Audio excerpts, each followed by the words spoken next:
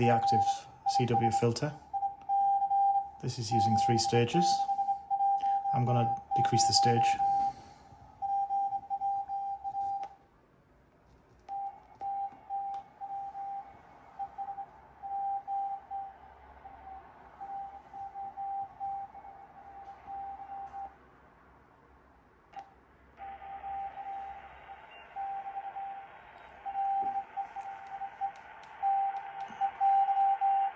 Hopefully now you can hear the pile up on the band. I can go all the way off, so I'm not using a filter stage at all.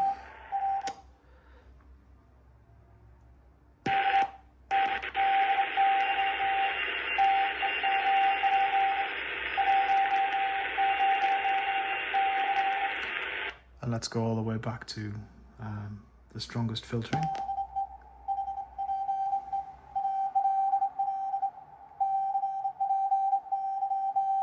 There we go. Let me turn the audio off and I'll explain what's going on here. So yes, I previously had a CW filter on the receiver here. This is the 3 kHz filter, and I had this 1 kHz filter. The problem with this is it's quite narrow. It has quite a distorting effect on the sound, and I've never really liked it. I've built 3 of these so far. There's one in the original receiver that I built over here, just down there. It works, but it's not very easy to use, at least from my point of view. I am a beginner at all of this. And my dilemma, as I probably haven't explained in a video yet, is that all of this is new to me, and CW is something that I'm busy learning. So I'm just at the point where I can start to hear QSOs, and my sending is a lot better than my receiving, I think, which is a fairly standard thing with most people. But my intention is to use this radio to make my first QSO, so that I can say that I've done that with something I've built myself, which has always been my goal.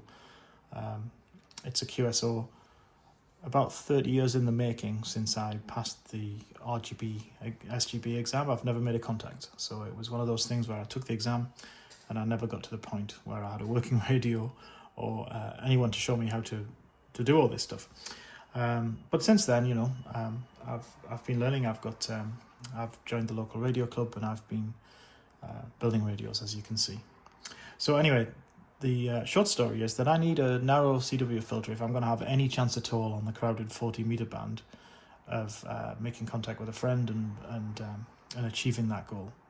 So yes, this wasn't cutting it for me. And then I found this online. It's by a guy, let me check his name, Mike Maynard, K4ICY.